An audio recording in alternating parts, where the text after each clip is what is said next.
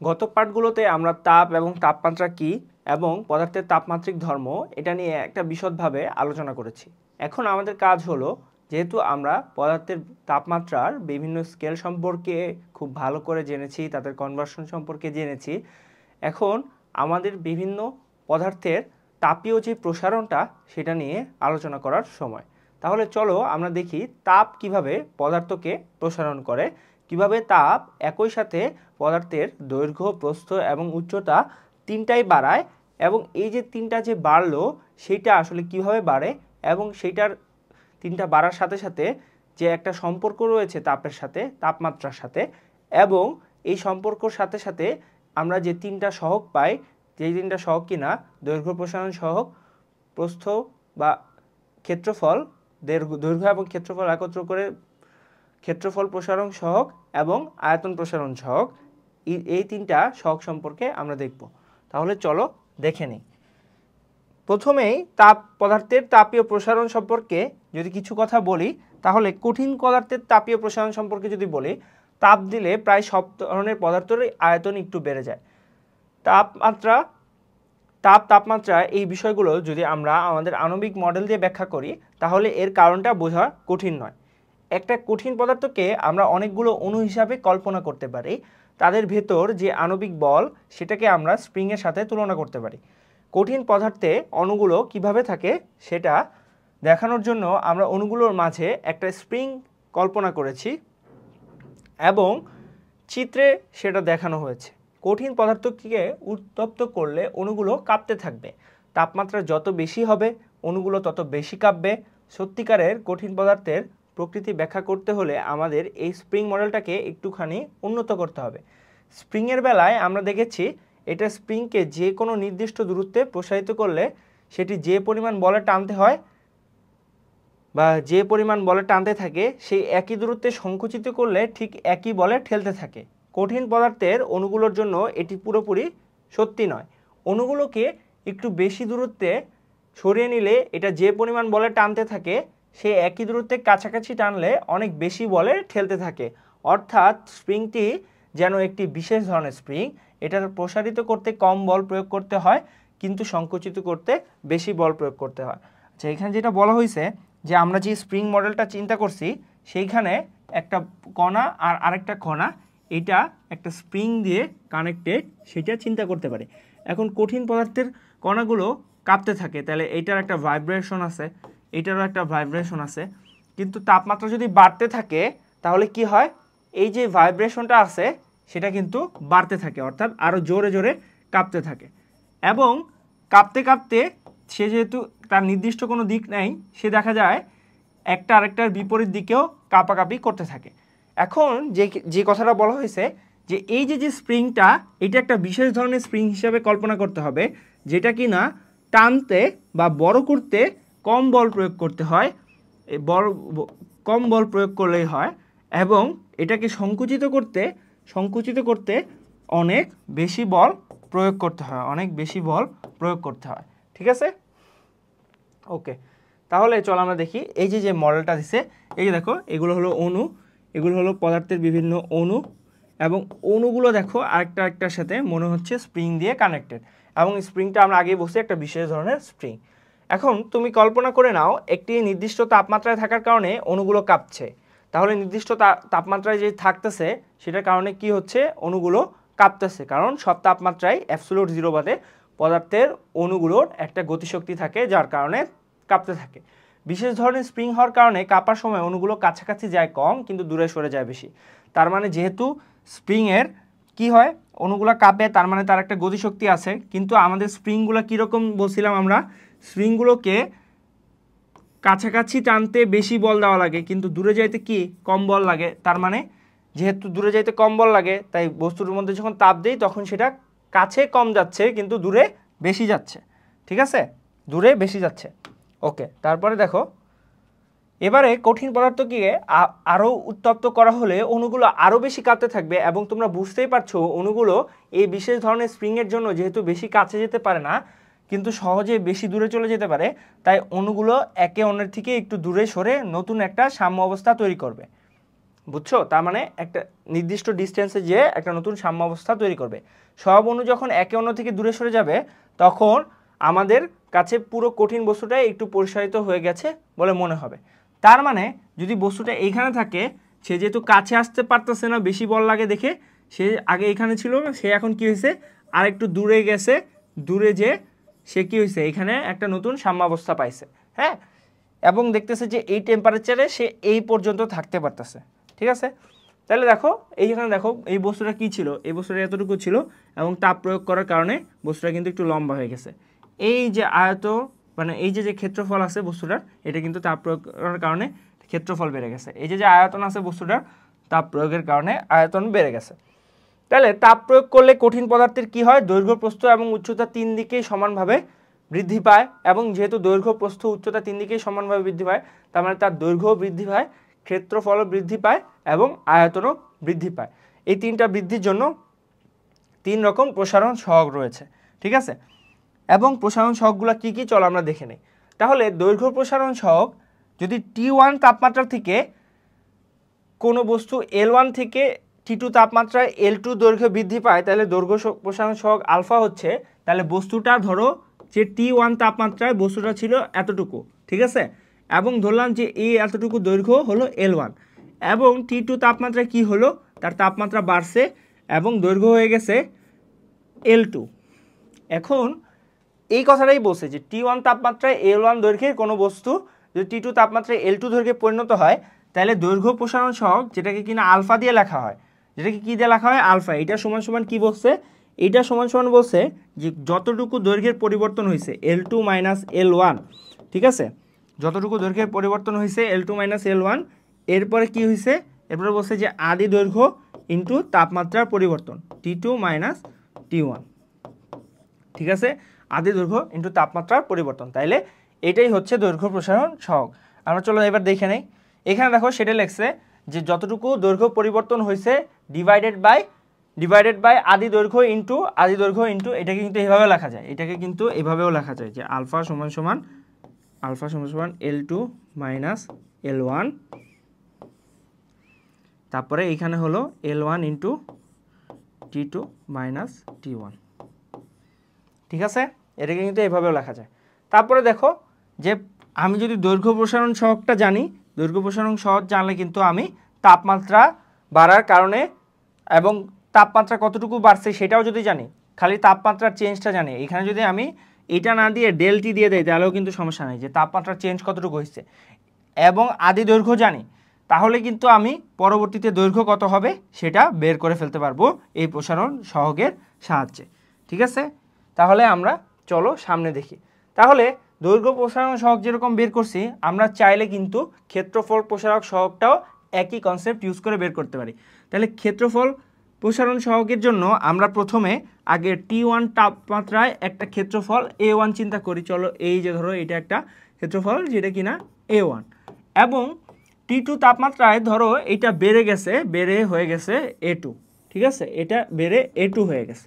এখন তুমি চিন্তা করো A1 থেকে A2 হয়েছে, তাহলে ক্ষেত্রফল প্রসারণ সহগ যদি বিটা হয়, বিটা সমান সমান আমি লিখব যে কতটুকু দৈর্ঘ্য বাড়ছিল, তাহলে এই যে লিখব কতটুকু ক্ষেত্রফল বাড়ছিল, ক্ষেত্রফল বাড়ছে ডেল এ বা A2 মাইনাস A1, আগে কতটুকু ছিল ক্ষেত্রফল A1 ইন্টু তাপমাত্রা কতটুকু বাড়ছে বা ডেল টি বা T2 মাইনাস T1, ঠিক আছে, তাহলে কিন্তু আমার ক্ষেত্রফল প্রসারণ সহগটাও হয়ে গেছে।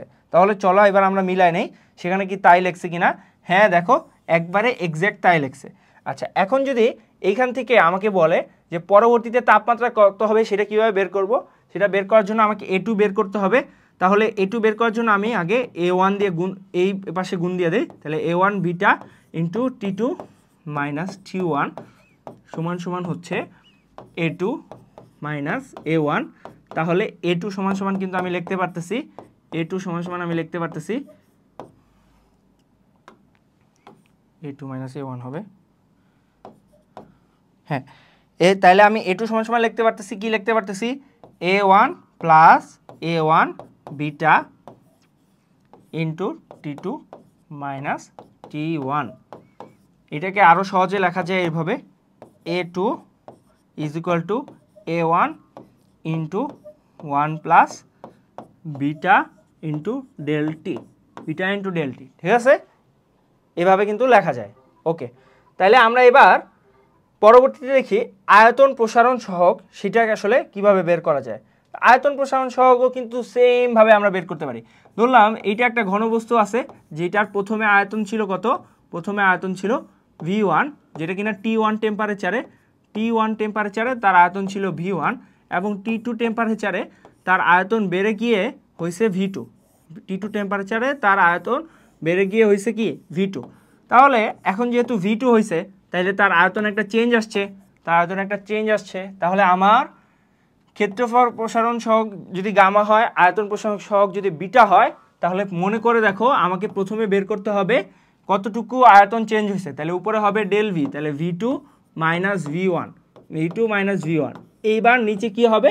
নিচে হলো আগে কতটুকু আয়তন ছিল, তাহলে V1 ছিল আয়তন, এবং টেম্পারেচার কতটুকু চেঞ্জ হয়েছে? টেম্পারেচার চেঞ্জ হয়েছে T2 মাইনাস T1, ঠিক আছে? তাহলে গামা সমান সমান আমি লিখতে পারি, গামা সমান সমান আমি লিখতে পারি যে V2 minus V1 by V1 into delta, এটাও কিন্তু লেখা যায়, কোনো সমস্যা নেই। আচ্ছা, আমি যদি এখন V2 বের করতে চাই, যদি বের করতে চাই, তাহলে কিভাবে বের করতে পারবো? এই যে এটা দিয়ে এটাকে গুণ দিয়ে দিব, তাহলে আসবে কত? V1 into gamma into T2 minus T1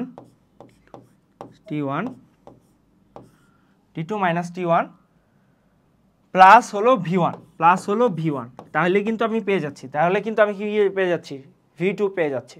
হ্যাঁ, ওকে। এখন দেখো আমরা আয়তন প্রসারণ সহগটাও মিলাই নেই বইয়ের সাথে। এই যে দেখো আয়তন প্রসারণ সহগটাও কিন্তু সেম আসছে, এবং V2 এর মান কিন্তু আমাদের সাথে মিলে গেছে। তাহলে এখন এই যে তিনটা রাশি আছে, এই তিনটা রাশি একক কি হবে? একক তিনটা রাশির জন্যই হবে T ইনভার্স 1। এখন কেন T ইনভার্স 1 হইল? এইটা আমরা যদি চিন্তা করে দেখি, যে আমরা এই ইকুয়েশনটা দেখি, এই ইকুয়েশনটার দুই পাশে মাত্রা কিন্তু কি হইতে হবে? সেম হইতে হবে। এখন এই ইকুয়েশনে এই পাশে আছে ভলিউম, তাহলে এই পাশে এই রাশিতে আছে ভলিউম, কোনো সমস্যা নাই। তার মানে এই রাশিটুকু পুরাটাও কি ভলিউম হইতে হবে, এই রাশিটুকু পুরাটুকুও ভলিউম হইতে হবে। এখন এই রাশিটুকু যদি ভলিউম হইতে হয়, তাহলে দেখো এইখানে অলরেডি একটা ভলিউম আছে, এবং এইখানে একটা টেম্পারেচার আছে ডেল টি। হ্যাঁ, তাইলে এই জায়গায় যে আলফাটা আছে, সেটা কি অবশ্যই কি হইতে হবে? অবশ্যই এইটা আর এইটা গুণ করে 1 হইতে হবে। এইটা গুণ করে তখনই 1 হবে যখন এইটার মাত্রা আর এইটার মাত্রা বিপরীত হবে। এখন এইটার মাত্রা যদি টি হয়, তাইলে এইটার মাত্রা কত হবে? টি ইনভার্স 1 হবে, ঠিক আছে? এটা তখনই সম্ভব যখন এই যে এটার মাত্রা কত? এটার মাত্রা হলো L কিউব, এটার মাত্রাও L কিউব, এটার মাত্রাও L কিউব, ঠিক আছে? এটা তখনই সম্ভব যখন এটার টি ইনভার্স হবে। তাহলে এটা কিন্তু টি ইনভার্স, তাহলে এটার মাত্রা কত? টি ইনভার্স। ওকে, তাহলে এখন আমরা একটা উদাহরণ দেখি। উদাহরণ বলছে 20 ডিগ্রি সেলসিয়াস তাপমাত্রায় তামার দণ্ডের দৈর্ঘ্য দেওয়া আছে, এবং 120 ডিগ্রি সেলসিয়াস তাপমাত্রায় এটার দৈর্ঘ্য দেওয়া আছে। তাহলে দৈর্ঘ্য প্রসারণ সহগটা কত? তাহলে চলো আমরা করি। দেখো 20 ডিগ্রি সেলসিয়াস তাপমাত্রায় এইটার দৈর্ঘ্য দেওয়া আছে 10, আর 120 ডিগ্রি সেলসিয়াস তাপমাত্রায় 120 ডিগ্রি এটা দেওয়া আছে 10.0167 মিটার, দুইটাই মিটার। এখন চিন্তা করো, আমাকে প্রথমে বের করতে হবে কি? আমাকে বের করতে হবে দৈর্ঘ্য প্রসারণ সহগ। তাহলে দৈর্ঘ্য প্রসারণ সহগের জন্য আমাকে লাগবে কি? আমি লিখে ফেলি। আমাকে লাগবে L2 minus L1 divided by L1 into T2 minus T1। হ্যাঁ, এখন তুমি চিন্তা করে দেখো, এইখানে আমার যে এককগুলো নিতে হবে সেগুলো কিন্তু কেলভিন এককে নিতে হবে। কিন্তু আমি যদি পার্থক্যের কথা চিন্তা করি, তাহলে কিন্তু দেখো সেলসিয়াস আর কেলভিন এককে পার্থক্য কিন্তু একই। এইখানে দেখো এই দুইটার টেম্পারেচারের পার্থক্য ডেল টি সমান সমান কিন্তু 100 ডিগ্রি সেলসিয়াস। 100 ডিগ্রি সেলসিয়াস কীভাবে বের করলাম?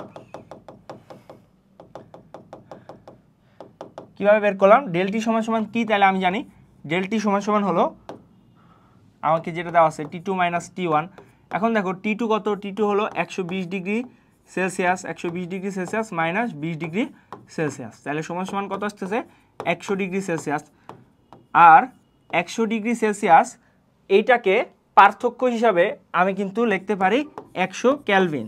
এটা কিন্তু পার্থক্য 100 ক্যালভিন ভাই, এটা কিন্তু ডেল টি, এটা কিন্তু ডেল টি 100 ক্যালভিন না, মানে এদের পার্থক্য 100 ক্যালভিন। ব্যাপারটা আমি আরও সহজ করে বুঝাই, যদি আমি একটা কনভার্সন তোমাকে দেখাই দিই। ধরো 20 ক্যালভিন, 20 ডিগ্রি সেলসিয়াস, এটাকে যদি ক্যালভিনে কনভার্ট করি তাহলে আসবে 20 প্লাস 273.15, তাই না? এত ক্যালভিন আসবে। এবং 120 ডিগ্রি সেলসিয়াস এটাকে যদি ক্যালভিনে কনভার্ট করি তাহলে আসবে 120 প্লাস 273.15 ক্যালভিন। এখন এই দুইটা যখন আমি পার্থক্য বের করব তখন কি আমি 120 থেকে আমি 20 বাদ দিব, তাই না? 120 থেকে আমি 20 বাদ দিলাম।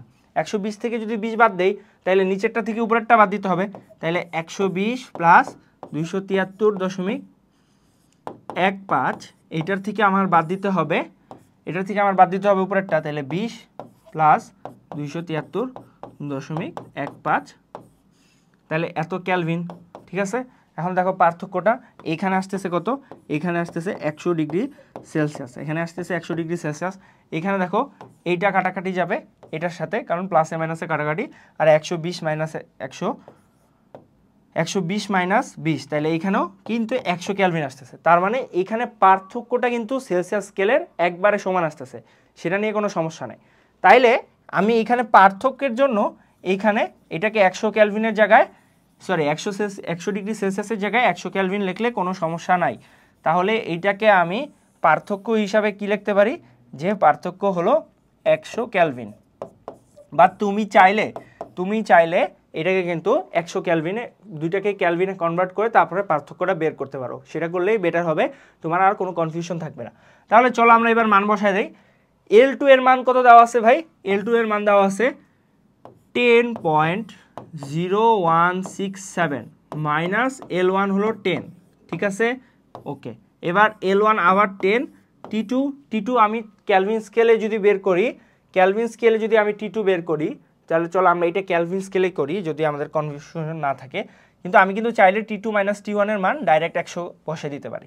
আমি যদি 100 বসাই দেই, 100 ক্যালভিনও লিখতে পারি, সেলসিয়াসও লিখতে পারি, কোনো সমস্যা নাই।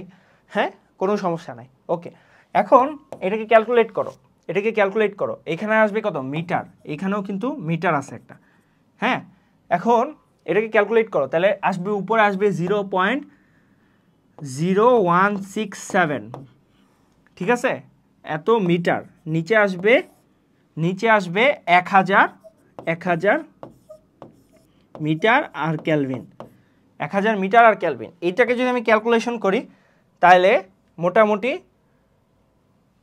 এরকম আসবে 1.67 into 10 to the power minus 6 না 5 আসবে মনে হয়, 5 ক্যালভিন ইনভার্স 1। কেন ক্যালভিন ইনভার্স 1 আসলে? এই যে মিটার কাটাকাটি হয়ে গেছে, তাই নিচে ক্যালভিন আছে, তাই ক্যালভিন ইনভার্স 1। তাহলে চলো এবার আমরা উত্তরটা মিলাই।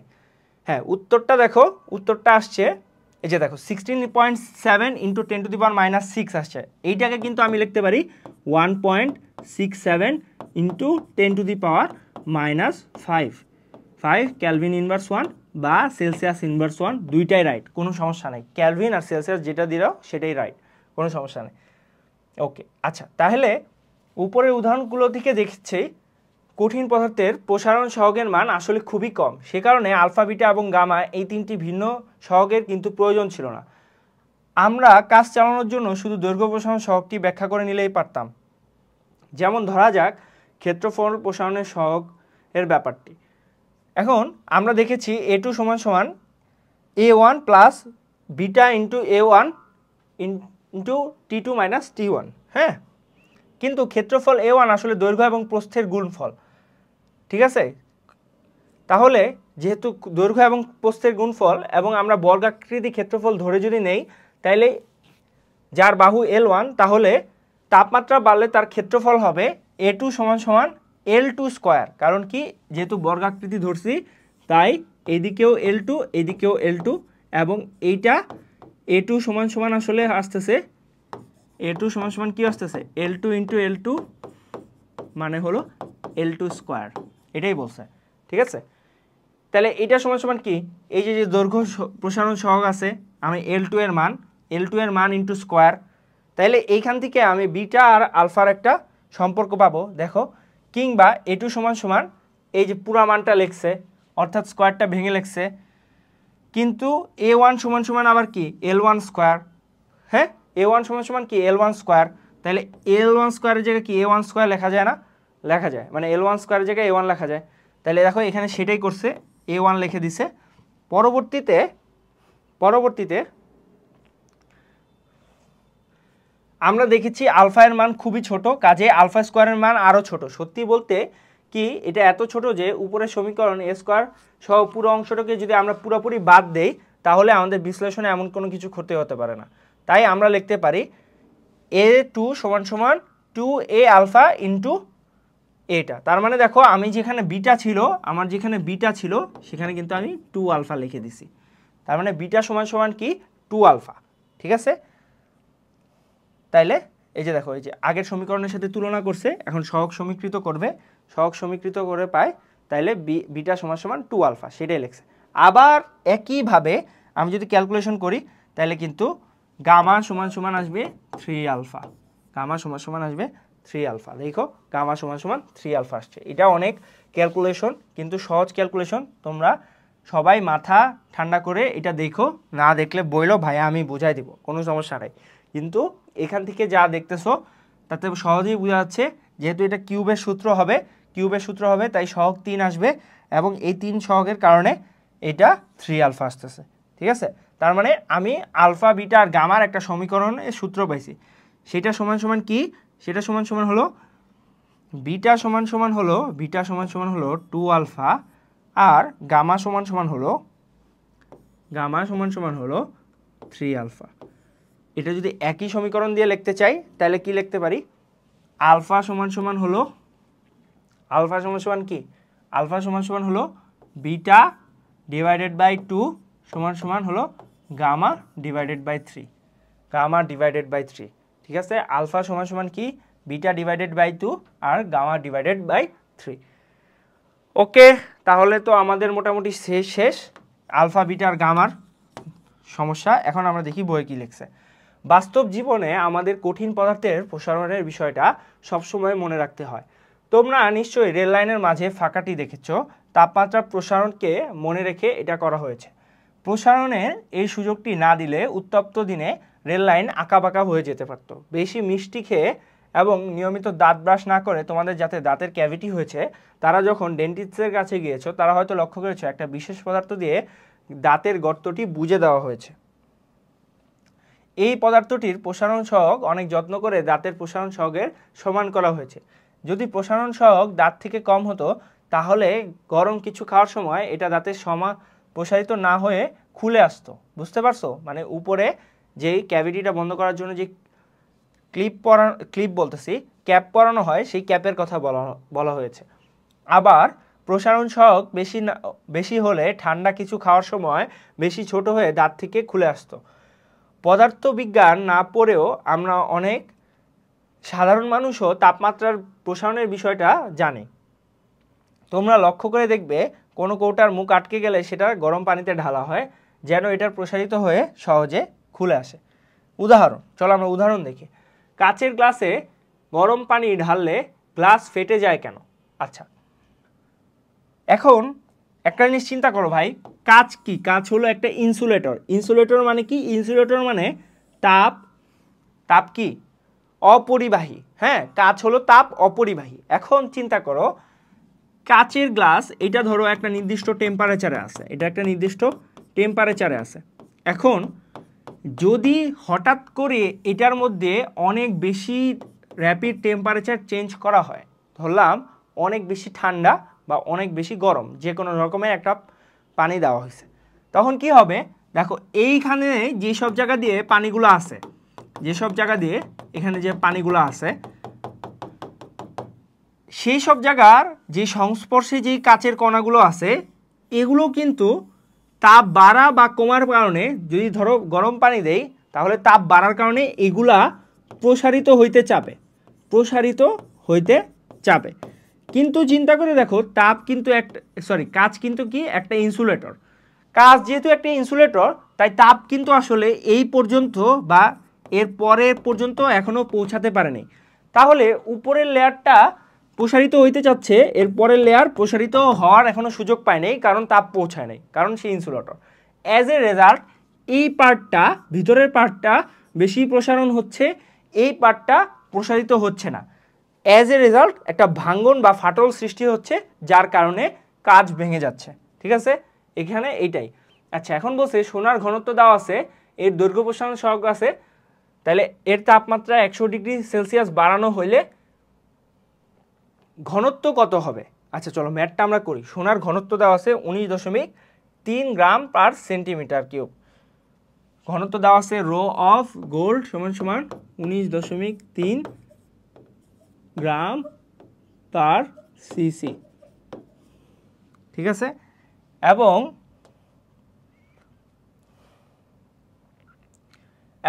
এর দৈর্ঘ্য প্রসারণ সহগ দেওয়া আছে। দৈর্ঘ্য প্রসারণ সহগ কত? দৈর্ঘ্য প্রসারণ সহগ হলো 14 × 10⁻⁻6। 14 × 10⁻, মানে আলফা। আলফা দেওয়া আছে 14 × 10⁻⁻6 সেলসিয়াস ইনভার্স 1। এখন আমার তাপমাত্রা কতটুকু বাড়াইছে? ডেলটি এর মান দেওয়া আছে 100 ডিগ্রি সেলসিয়াস। ডেলটি দেওয়া আছে 100 ডিগ্রি সেলসিয়াস। আচ্ছা, তাইলে আমাকে আগে বের করতে হবে যে আয়তন কতটুকু বাড়তেছে।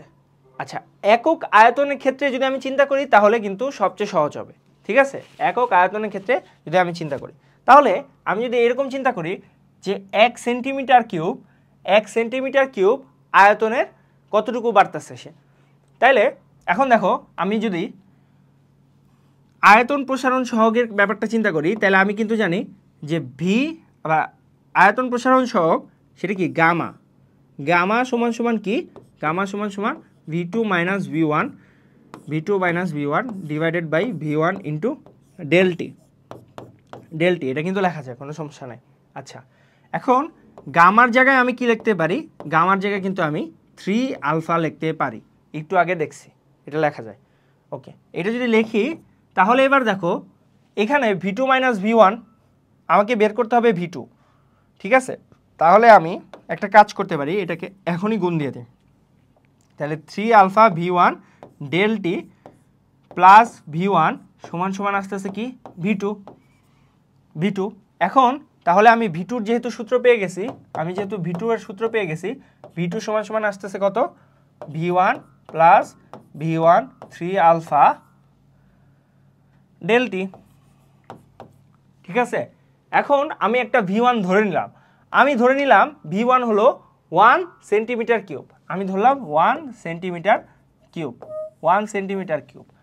এখন দেখো 1 সেন্টিমিটার কিউব যদি আমি ধরে নেই, তাহলে 1 লিখবো এই জায়গায়, তাহলে এখানে 1 লিখবো, 1 প্লাস এখানেও 1 লিখবো, 1। এখন 3 আলফা, আমার আলফার মান যেটা দেওয়া আছে তার সাথে 3 গুণ করবো, তাহলে 3 × 14 × 10⁻⁻6 ঠিক আছে, এবং ডেলটি কত? 100। ডেলটি এর মান 100। তাহলে কিন্তু আমি V2 পেয়ে গেলাম। V2 আমার কত আসলো? V2 আসলো 1 প্লাস 3 × 14 = 72, তাহলে 3 × 14 = 42 ইন্টু এই 100 আর এটা যদি কাটাকাটি হয় তাহলে 10⁻⁻4, তাই না? 10⁻⁻4 এটাই আসবে। এখন এটাকে যদি আমি লিখি তাহলে 1 প্লাস 4, এই যে দেখো, তাহলে এইটার কয় ঘর আগে যাবে? 4 ঘর আগে। তাহলে 42-এ 4 ঘর আগে গেলে এইখানে 1, 2, 3, 4টা, তাহলে 0.0042 এত সেন্টিমিটার কিউব। হ্যাঁ, এত সিসি। তাহলে নতুনটা আসবে কত? 0.0042 সিসি। তাহলে নতুন ঘনত্ব কত এটা বের করতে হলে আমি নতুন আয়তন জানি, ভর তো চেঞ্জ হয় নাই, ভর চেঞ্জ হয় নাই, তাহলে নতুন আয়তনটা আমাকে বের করতে হইলে নতুন ঘনত্বটা বের করতে হলে রো প্রাইম অফ গোল্ড এটা হবে নতুন ঘনত্ব জন্য নতুন আয়তন দিয়ে ভাগ দিতে হবে। তাহলে ওজন তো ঠিকই আছে একই 19.30 গ্রাম এতই আছে, কিন্তু আয়তনটা চেঞ্জ হয়েছে। আয়তন আগে ছিল 1, এখন হয়েছে 1.0042। তাহলে 1.0042, ঠিক আছে, 1.0042। এবার এটাকে যদি আমি ক্যালকুলেট করি তাহলে কিন্তু আমি নতুন ঘনত্ব পেয়ে যাব। নতুন ঘনত্বটা অবশ্যই কম আসবে আগের থেকে।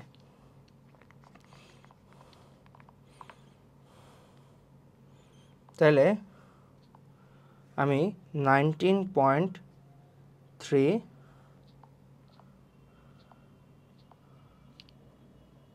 ডিভাইডেড বাই 1.0042, তাহলে আসতেছে 19.2197। সো এটাকে আসলে অ্যাপ্রক্সিমেটলি 19.22 লেখাই যায়, 22 গ্রাম পার সেন্টিমিটার কিউব। আগে ছিল 19.30, এখন কিন্তু 19.22 হয়েছে, তার মানে ঘনত্ব কমে গেছে। তাহলে চলো এবার আমরা আগের ম্যাথটার সাথে মিলাই নেই অ্যান্সারটা। দেখো এখানে কিন্তু 19.22 গ্রাম পার সেন্টিমিটার কিউবই আসছে, তার মানে ঘনত্বটা কি চেঞ্জ হয়েছে, ঘনত্বটা কমে গেছে, তাপমাত্রা বাড়ার সাথে সাথে ঘনত্ব কমে গেছে। আচ্ছা, এবার তাপমাত্রা যদি 1000 ডিগ্রি সেলসিয়াস বাড়ানো হয় তাহলে এই ঘনত্ব কত হবে? আচ্ছা, সোনার গলনাঙ্ক হলো 1064 ডিগ্রি সেলসিয়াস। যেহেতু সোনার গলনাঙ্ক 1064 ডিগ্রি সেলসিয়াস, তাই তাপমাত্রা আমি এর আগে 100 ডিগ্রি বাড়াইছিলাম, এবং তাপমাত্রা আমি এর আগে 100 ডিগ্রি বাড়াইছিলাম, তাপমাত্রা এর আগে আমি 100 ডিগ্রি বাড়াইছিলাম, এবং এখন যদি আরও 100 ডিগ্রি বাড়াই তাহলে কিন্তু 1000 ডিগ্রি বাড়াই আরও, তাহলে কিন্তু সোনাটা গলে যাবে। তাইলে আর সেটার ঘনত্ব আমরা তখন নর্মাল নিয়মে বের করতে পারবো না। আচ্ছা, তাহলে কঠিনের পদার্থের প্রসারণের সহগ সম্পর্কে কিন্তু আমাদের মোটামুটি সকল কনসেপ্ট ক্লিয়ার হয়ে গেছে। এবার যেহেতু কঠিন পদার্থের প্রসারণ সহগ শেষ, তাহলে আমরা তরল পদার্থের প্রসারণ নিয়ে আলোচনা করব। তাহলে তরল পদার্থের দৈর্ঘ্য বা ক্ষেত্রফল বলে কিছু নাই, তরল পদার্থের শুধু তো আয়তন আছে। কাজেই তরল পদার্থের প্রসারণ বলতে তার আয়তন প্রসারণকেই বোঝায়। তরল পদার্থের প্রসারণ মাপার সময় একটু সতর্ক থাকতে হয়, কারণ তরল পদার্থকে সবসময় কোনো পাত্রে রাখতে হয়। কাজেই প্রসারণ সহগ মাপতে চাইলে তখন তরলটিকে উত্তপ্ত করার চেষ্টা করা হয়, তখন স্বাভাবিকভাবে পাত্রটিও উত্তপ্ত হয়ে ওঠে এবং পাত্রটিরও একটা প্রসারণ হয়। কাজেই পাত্রে তরল যেই প্রসারণ দেখা যায় সেটা সত্যিকারের প্রসারণ নয়, সেটা হচ্ছে আপাত প্রসারণ। কাজেই প্রকৃত প্রসারণ বের করতে হলে পাত্রের প্রসারণের ব্যাপারটা সবসময় মনে রাখতে হবে। সাধারণত তরলের প্রসারণ কঠিন পদার্থের প্রসারণ থেকে বেশি হয়। যদি তা না হতো তাহলে আমরা আপাত প্রসারণটি হয়তো দেখতেই পেতাম না, মনে হতো আপাত সংকোচন। অর্থাৎ যে কথাটা বলা হয়েছে, আমি তো তরল পদার্থকে কোনো না কোনো পাত্রে রেখে তারপরে তাপ দিব, তাই না, প্রসারণ করতে হলে। এখন যেই পাত্রে আমি রাখবো সেই পাত্রে কি হবে জানো? সেই পাত্রে এও তাপ প্রয়োগ হবে। এখন যেহেতু এই তাপটা এই পাত্র হয়ে তারপরে তরলের মধ্যে যাচ্ছে, তার মানে তরলের তো প্রসারণ হচ্ছেই, এটা নিয়ে কোনো সন্দেহ নাই, এবং এই জিনিসটারও আগে প্রসারণ হচ্ছে। এই জিনিসটার প্রসারণ এবং তরলের প্রসারণের মধ্যে তরলের প্রসারণ একটু বেশি হয়, যার কারণে আমরা আসলে একটা প্রসারণ দেখতে পারি। যদি এর প্রসারণ বেশি হইতো, এর প্রসারণ কম হইতো, তাইলে আমরা দেখতাম যে এটা আসলে আরও সংকুচিত হচ্ছে, ঠিক আছে, কারণ এটা বড় হয়ে যাচ্ছে আর তরল বেশি বড় হচ্ছে না, তখন আমাদের কাছে মনে হলো তরল মনে হয় কমে যাচ্ছে, ঠিক আছে। ওকে, তো এখানে সেটাই বলছে। ওকে, তো এখন আমরা দেখি এখানে কি লিখছে। জ্বর মাপার থার্মোমিটার পারদের বেন নেমে যেতে না পেরে সেজন্য টিউবে সূক্ষ্ম বক্রতা তৈরি করা হয়। মানে বুঝছো, মানে এখানে একটা বক্রতা তৈরি করা হয় যাতে এটার বের নিচে নেমে না যেতে পারে। আচ্ছা, তরল পদার্থের প্রসারণ সবচেয়ে সহজ উদাহরণ হচ্ছে থার্মোমিটার। নানা রকম থার্মোমিটার রয়েছে, তার মধ্যে জ্বর মাপার থার্মোমিটার সম্ভবত তোমাদের কাছে সবচেয়ে পরিচিত, কারণ আমরা জ্বর মাপলে থার্মোমিটারই সবচেয়ে বেশি ইউজ করি। আচ্ছা, তাহলে থার্মোমিটারের গোড়ায় একটা কাচের টিউবে পারদ থাকে, তাপ দেওয়া হলে পারদের আয়তন বেড়ে যায় এবং এটা খুব সরু নল বেয়ে উপরে উঠতে থাকে। কত দূর উঠেছে সেটা তাপমাত্রার পরিমাপ। কারণ কি? কারণ পারদের একটা তাপমাত্রিক ধর্ম আছে এবং তাপ প্রয়োগ করা হইলে সেটার আয়তন বাড়ে এবং এটার তাপমাত্রিক ধর্মটা হচ্ছে আয়তন। হ্যাঁ, এবং জ্বর মাপার সময় যেহেতু থার্মোমিটারকে বগল থেকে কিংবা মুখ থেকে বের করে তাপমাত্রা দেখতে হয়, তখন যেন পারদের কলামটুকু কমে না যায় সেজন্য সরু নলটির গোড়ায় নলটাকে একটা খুব সরু বক্রতা রাখা হয়। এ কারণে একবার প্রসারিত হয়ে উপরে উঠে গেলে তাপমাত্রা কমে যাওয়ার পরও নেমে আসতে পারে না, ঝাঁকিয়ে নামাতে হয়। ওই যে বক্রতাটা আছে সেটার কারণে ঝাঁকিয়ে তারপর নামাতে হয়। প্রকৃত এবং আপাত প্রসারণ। আগেই বলা হয়েছে তরলকে সবসময় কোনো পাত্রে রেখে উত্তপ্ত করতে হয়। তাপ দেওয়া হলে তরলটির সাথে সাথে পাত্রটিরও প্রসারণ হয়। তাই সত্যি সত্যি তরলের কতটুকু প্রসারণ হয়েছে সেটুকু হিসাব করতে হলে আমাদের পাত্রের প্রসারণটুকুও বিবেচনায় রাখতে হবে। এটি বিবেচনায় না রেখে তরলের প্রসারণ বের করা হলে সেটাকে আমরা বলি আপাত প্রসারণ। অর্থাৎ আমি যদি পাত্রে কতটুকু প্রসারণ হয়েছে এটা যদি হিসাব না করি তাহলে সেটাকে বলে আপাত প্রসারণ। আর পাত্রের প্রসারণটা বিবেচনায় রেখে যদি হিসাব করি তাহলে সেটাকে বলবো সত্যিকারের বা প্রকৃত প্রসারণ। একটা সরু নল বিশিষ্ট কাচের বাল্বে এ দাগ পর্যন্ত তরলে ভর্তি করে যদি বাল্বটিকে গরম করা হয় তাহলে দেখব প্রথম তরলের উচ্চতা বিতে নেমে এসেছে। এটি ঘটবে কারণ তাপ দেওয়ার পর তরলটির তাপমাত্রা বাড়ার আগে বাল্বটির তাপমাত্রা বেড়ে যাবে এবং তার প্রসারণ হবে এবং বাল্বটি একটুখানি বড় হয়ে যাবে। ব্যাপারটা কি বলছে আমি বুঝাই তোমাদেরকে। ধরো এ লেভেল পর্যন্ত ছিল পানি, হ্যাঁ, এবং এইটা একটা বাল্ব এবং এটার মধ্যে যদি তাপ দেই, তাপ দেওয়ার কারণে সবার আগে প্রসারিত হবে কে?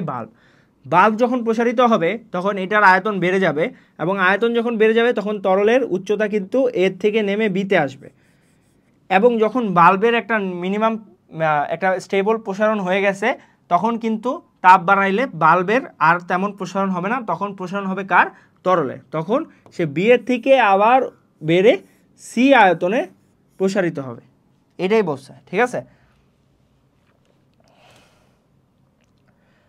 এই যে যদি আমরা তারপরেও তাপ দিতে থাকি তাহলে তরলের উচ্চতা বাড়তে থাকবে। যেহেতু তরলের প্রসারণ বেশি তাই আমরা দেখব এ থেকে অতিক্রম করে শেষ পর্যন্ত সি উচ্চতায় পৌঁছাছে। নলটির প্রস্থচ্ছেদকে যদি এ বি উচ্চতা দিয়ে গুণ দেই তাহলে আমরা পাত্রটির প্রসারণ পাবো। যদি বিসি উচ্চতা দিয়ে গুণ দিই তাহলে তরলের প্রকৃত প্রসারণ পাবো। এখানে আপাত প্রসারণ ভি এ হচ্ছে ভি এ সমান সমান ভিএল মাইনাস ভিবি, ঠিক আছে? VL minus VB. ওকে, আচ্ছা দেখো এখানে একটা জিনিস না বললেই নয়, এখানে ভিবিটা কি? ভিবিটা হলো পাত্রটির প্রসারণ। তাহলে পাত্রের প্রসারণ কার থেকে মাইনাস দিছে?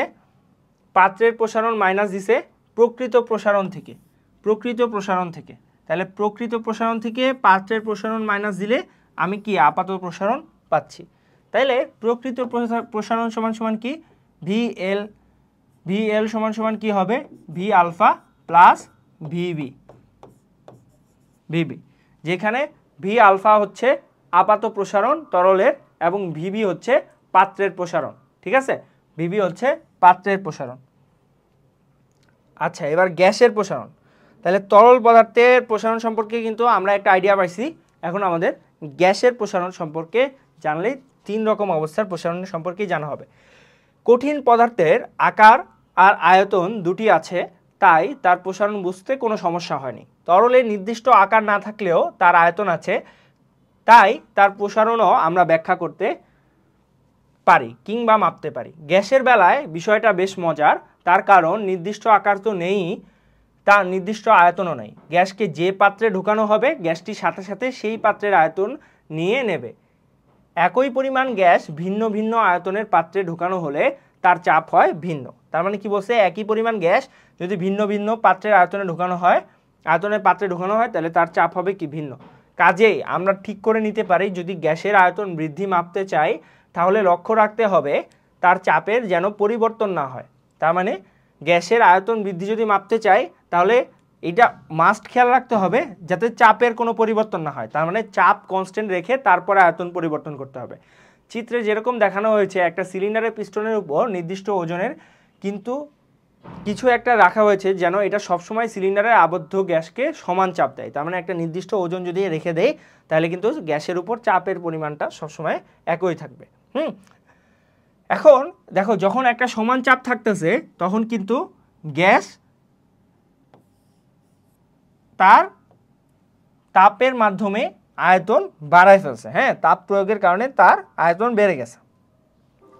তরল কিংবা কঠিন পদার্থকে চাপ দিয়ে খুব বেশি সংকুচিত করা যায় না, কিন্তু গ্যাসকে খুব সহজে সংকুচিত করা যায়। তাই প্রথমে আমাদের গ্যাসের চাপ আর আয়তনের মাঝে সম্পর্কটা জানা দরকার।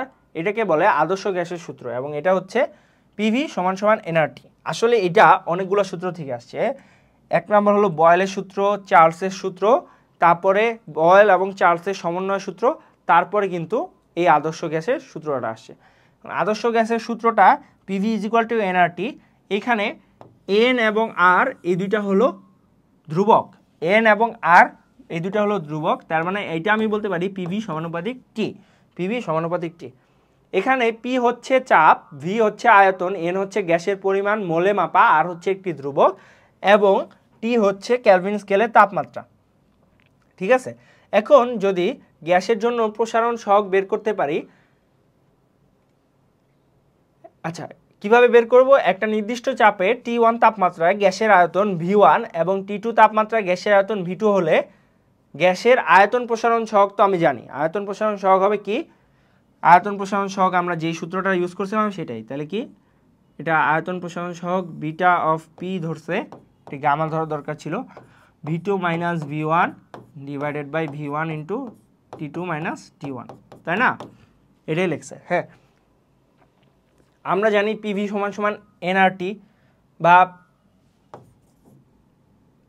P1 V1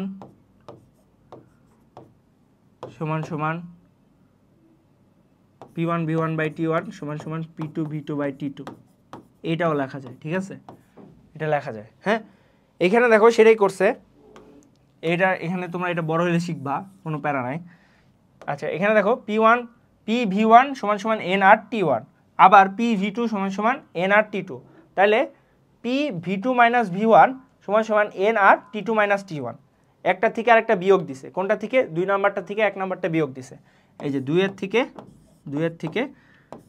1 বিয়োগ দিছে, তাহলে 2 মাইনাস 1 ইমপ্লাইজ, ঠিক আছে, বিয়োগ দিছে, এটা পাইছে। এখন দেখো বিয়োগ দেওয়ার পরে যেটা পাইলো সেটাকে আবার দুই পাশ দিয়ে ভাগ দিছে, কি দিয়ে?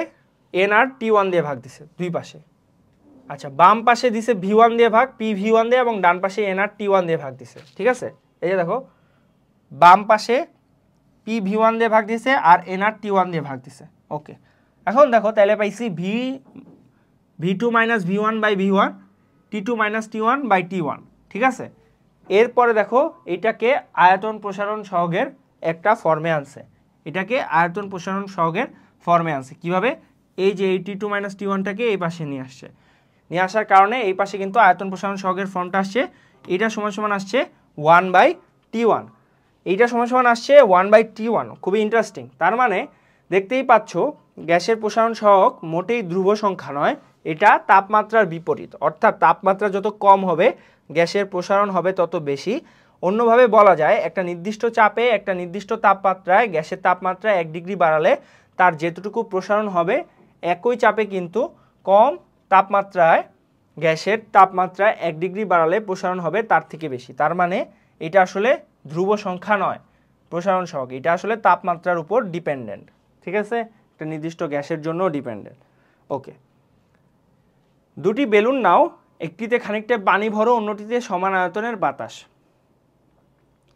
এবার দুটোই গরম পানিতে কিছুক্ষণ ডুবিয়ে রাখবো। দেখবে পানি ভরা বেলুনটি আকার আগের মতোই আছে, কারণ তাপে তরলে সেরকম প্রসারণ হয় না, কিন্তু বাতাসে ভরা বেলুনটি অনেকখানি ফুলে উঠেছে, কারণ তাপে গ্যাসের প্রসারণ তরল থেকে অনেক বেশি। এটাই বলছে যে তাপ দিলে গ্যাসের প্রসারণ তরল থেকে অনেক বেশি হয়। তো আমরা মোটামুটি যে বিভিন্ন পদার্থের তাপীয় প্রসারণ সম্পর্কে একটা বিশদ আইডিয়া পাইছি। আমরা কঠিন পদার্থের 3 রকম প্রসারণ সহগ, অর্থাৎ আয়তন, ক্ষেত্রফল এবং দৈর্ঘ্য, 3 রকম প্রসারণ সহগ সম্পর্কে জানছি। তরল পদার্থের প্রসারণ সম্পর্কে জানছি, আপাত প্রসারণ কি, প্রকৃত প্রসারণ কি, পাত্রের প্রসারণ কি, এই সব সম্পর্কে জানছি। এবং লাস্টে আমরা গ্যাসীয় প্রসারণে দেখলাম আদর্শ গ্যাসের সূত্র এবং কিভাবে আদর্শ গ্যাসের সূত্রটা আমি ব্যবহার করে কিভাবে গ্যাসের আয়তন প্রসারণ সহগ বের করি, এবং বের করে দেখলাম যে আয়তন প্রসারণ সহগ আসলে তাপমাত্রার উপর ডিপেন্ডেন্ট। সো আজকে এই পর্যন্তই। পরবর্তী ভিডিও দেখার আমন্ত্রণ জানিয়ে আমি আজকের মতো বিদায় নিচ্ছি। আল্লাহ হাফেজ।